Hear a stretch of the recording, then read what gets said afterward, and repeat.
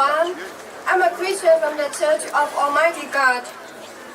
Today, when China comes before the UN for its UPR, the Universal Periodic Review, it's my great honor to be here with so many organizations and associations that share the concerns about human rights in China and call for more attention to the issue of religious liberty.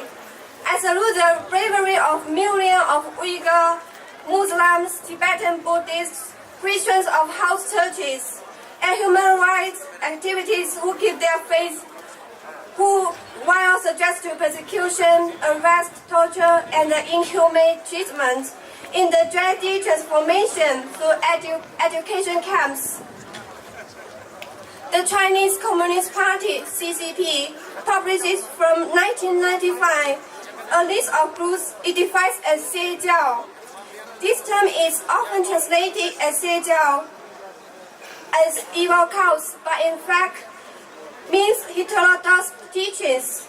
Definitions of this concept are weak, and in fact, the groups listed as Xiejiao are simply religious movements the government perceives as hostile and dangerous.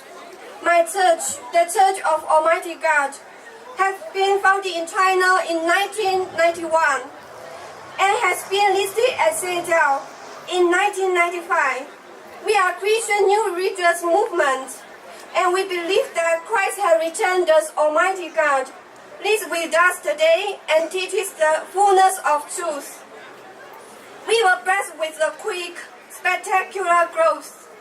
In 2014, Chinese government sources stated that we have reached the mark of 4 million members in mainland China.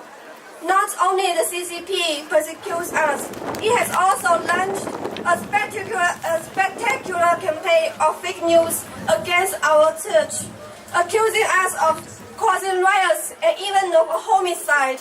Thanks to God, Western scholars started publishing serious independent studies about our church in the last few years and prove conclusively that the accusations are false. The reason the CCP persecutes us is that as an atheistic regime, it hates our theology and is afraid of our fierce independence from state control and rapid growth. At least 400,000 brothers and sisters of the Church of Almighty God have been arrested. At least 43,000 have been subject to torture. And in preparation to the Universal Periodic Review of China, respected NGOs have documented some 80 cases of persecution to death in jail. 600,000 members of our church have left their homes and are on the run to avoid arrest. Several thousands have escaped abroad,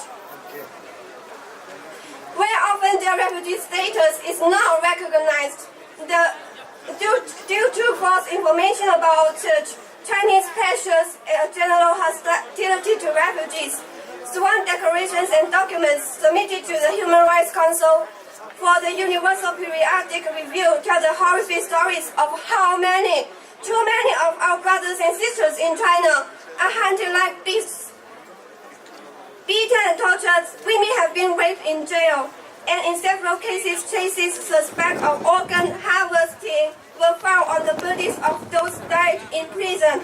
Today, we stand as one, Muslims, Buddhists, Christians, women, and men of integrity, to demand that crimes of the CCP are finally recognized, the tortures and assassins held accountable, the refugees recognized as such, and the voice of liberty resonates at the United Nations. Thank you.